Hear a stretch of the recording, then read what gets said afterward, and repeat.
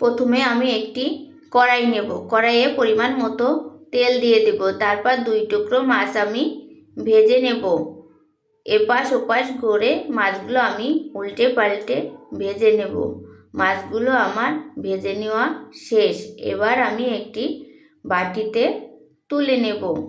তারপর সেই তেলের মধ্যেই আমি দিয়ে দেব 2টা তেজপাতা, কালো জিরা, জিরা, সামান্য পরিমাণে রসুন কুচি দিয়ে আমি একটু নেড়ে চেড়ে নেব। তারপর এর মধ্যে দিয়ে দেব পেঁয়াজ কুচি, মরিচ, লবণ, হলুদ দিয়ে আমি ভালোভাবে সব কিছু নেড়ে চেড়ে মিশিয়ে নেব। তারপর এর মধ্যে দিয়ে দেব কুচি করে কেটে রাখা আলু আর গাজর দিয়ে আমি কিছুক্ষণ ভেজে নেব। তারপর একটা ঢাকনা দিয়ে আমি ঢেকে দিয়ে কিছুক্ষণ রান্না করব।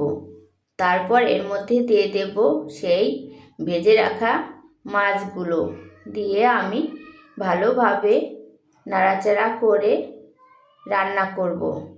গাজর ভাজির সঙ্গে আমার মাছগুলো ভালোভাবে ভাজি হয়ে যাবে। কিছুক্ষণ একটু নেড়ে চেড়ে ভেজে নিলেই হয়ে যাবে গাজর ভাজি। আমার গাজর ভাজিটা হয়ে গেছে। এবার আমি একটি বাটিতে তুলে নিচ্ছি। এবার আমার রেডি হয়ে গেল গাজর আর মাছ ভাজি।